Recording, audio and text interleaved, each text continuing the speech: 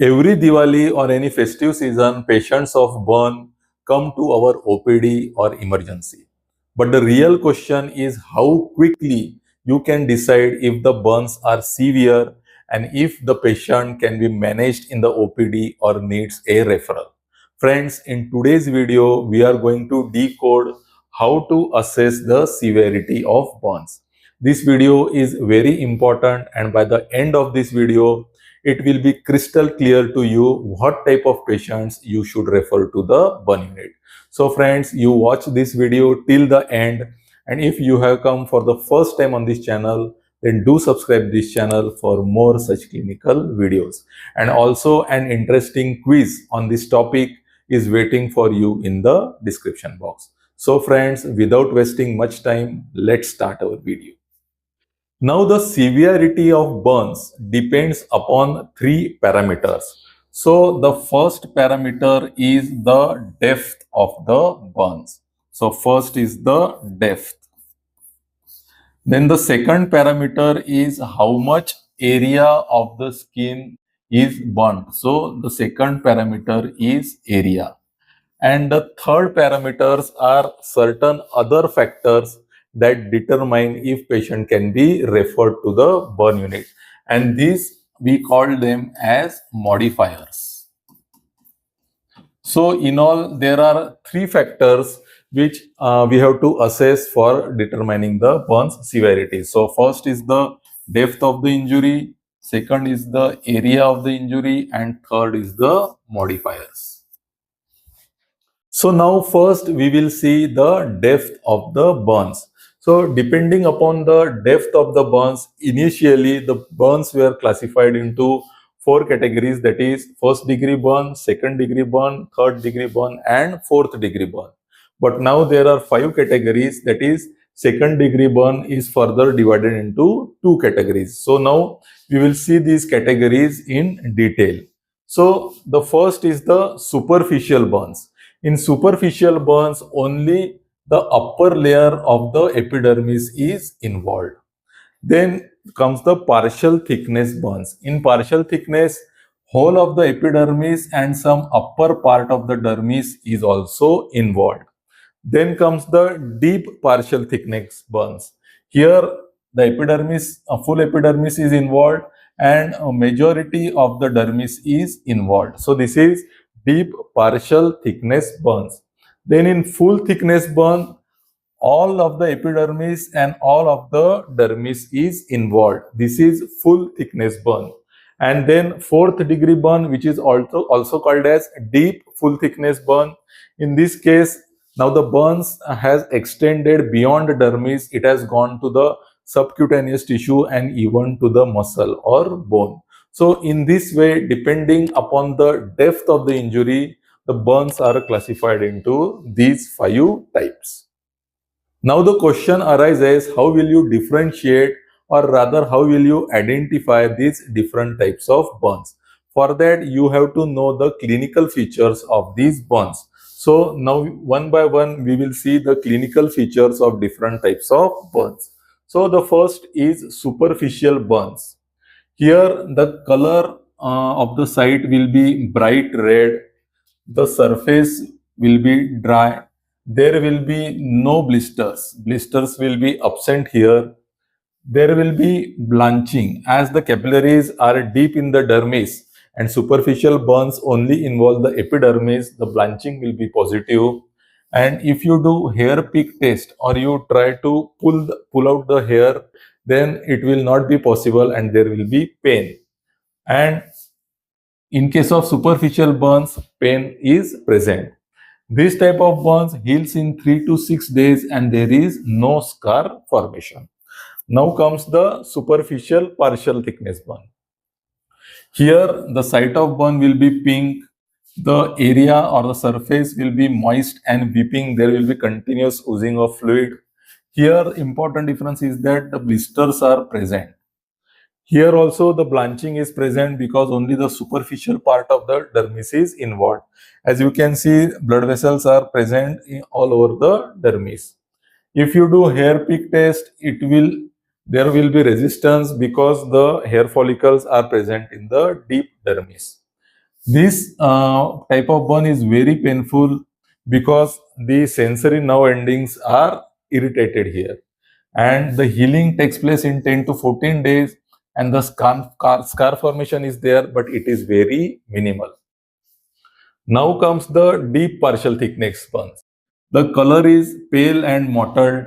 The surface moisture is waxy and dry.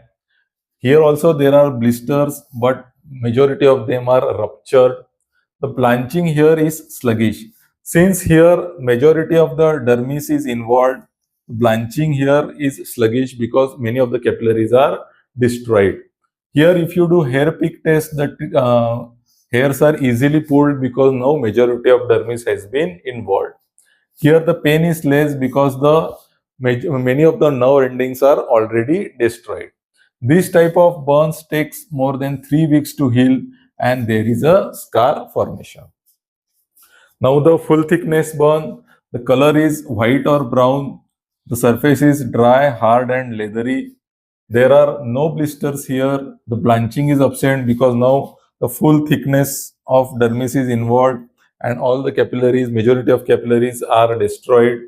Here also the hair pick test will be positive, as the hairs can be picked out very easily. This condition is painless because the nerve endings are completely destroyed. Here there will be no spontaneous healing, and there will be requirement of grafting. Now comes the fourth degree burn or deep full thickness burn. Here the area will be black, it will be dry and charred.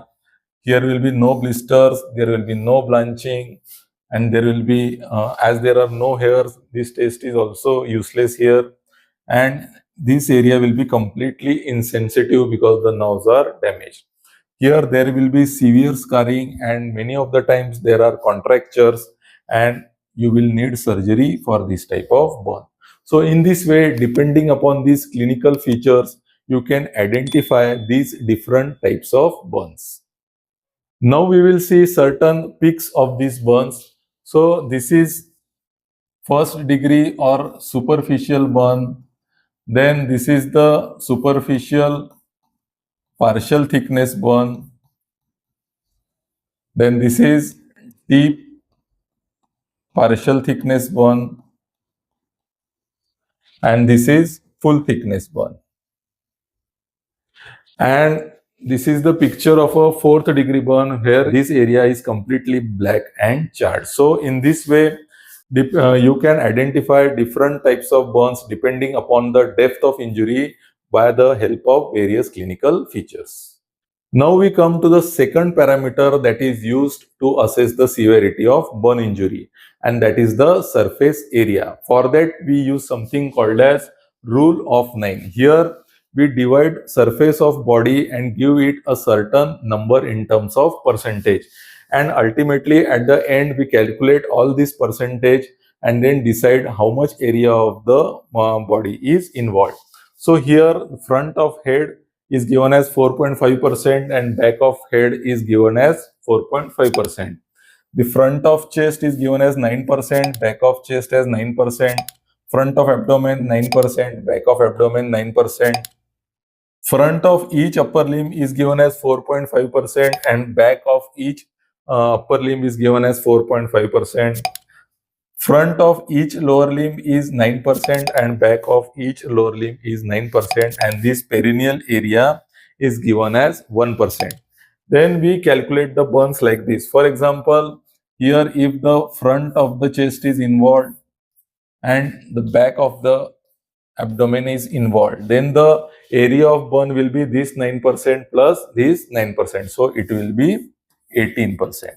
So in this way, the surface area of the burn is calculated. This is in case of adult, but in case of pediatrics, we give different percentage. In children, the head is of larger size. So in children, the head is given 18%, front 9% and back 9%. And here there is change in the lower limb. Each lower limb is given 14%, front 7% and back 7%. So this is an important difference between adult and pediatrics. Apart from rule of 9, you can also use something called as rule of palms. Here we use the size of the palm of the patient and determine how much area of the burn is there. This is especially useful when the total area of burn is less than 15%. So what happens? So how this is done? So in case of a pediatric patient, if you take whole area of palm, it will be 1%. And if you take only the area of palm minus fingers, it will be 0.5%. Similarly, in case of adults, whole palm is 0.8% and palm excluding fingers is 0.5%. So, for example, if there is a burn here and I have this is the size of my palm. If the burn on the chest is exactly of the size of the palm and I am an adult, so it will be 0.8%. So, in this way, we see the size of the palm of the patient and then calculate the different burn areas on the patient's body. So in this way, the area of the burn can be calculated either by using rule of 9 or by using the rule of palms. Now we come to the third parameter, that is different modifiers. These are the different conditions in which you have to send patient to the burn unit. If the age is less than 5 or more than 60, if there is an inhalational injury, if there is electrical injury or chemical burns, if there is associated trauma, diabetes or cardiac disease, and if the critical sites of the body are involved, like face, hands, perineum and genitalia. So in this way, these are the three parameters: the depth of the injury, the area of the burn and different modifiers, which determine or help us to determine the severity of the burns. So now on the basis of these three parameters, we classify burn into three types, that is minor burn, moderate burns and major burns. So what is minor burns? If the burns area in adult is less than 10%, or if in young or old it is less than 5%, or if there is a full thickness burn of less than 2%, then it is a minor burn. What is moderate burn? If the burn area in adult is 10 to 20% and in young or old it is 5 to 10%, and if there is a full thickness burn of 2 to 5%. And if apart from that there is a high voltage injury, possibly inhalation injury, circumferential burn and other health problems, then it is a moderate type of burn. And what is the major burn? If the area involved in adult is more than 20%, in young or old it is more than 10%, or if there is more than 5% full thickness burn. Apart from that, if there is high voltage injury, non-inhalational injury, significant burns on the critical areas like face, joints, and feet, and if there are associated injuries, then it is called as major type of burn. So if there is a minor type of burn, you can manage this patient in OPD. If there is a moderate type of burn, you should ideally get this patient admitted in the ward. And if there is a major type of burn, then you should urgently refer this patient to a specialist or to a burn unit. And now we will see what type of patients you will refer urgently to the burn unit. So if in child or elderly, that is the extremes of age, if the area involved is more than 10%, or in adult if area involved is more than 20%, or if there is a full thickness burn of more than 5%, any type of fourth degree burn, or if areas like face, hand, feet, genitalia or other major joints are involved in the burn, or if there is a electrical burn, chemical burn, or there are inhalational injuries, and if there is an associated trauma or comorbid conditions like diabetes or cardiac disease. So all these conditions, you will urgently refer patient to a specialist or the burn unit. Burns are painful and devastating injuries. Outcome depends not only on the treatment but also on the early assessment of the severity, because severity determines the treatment, the fluid management, the referral and also the prognosis. I hope that by seeing this video, it is now clear to you that what type of patients you should refer to the burn unit. Friends, if you like today's video, then do share with your friends. And if you have come for the first time on this channel, then do subscribe this channel for more such clinical insights. And also don't forget to solve the quiz that is waiting for you in the description box. Friends, see you in the next video. Till then, thank you.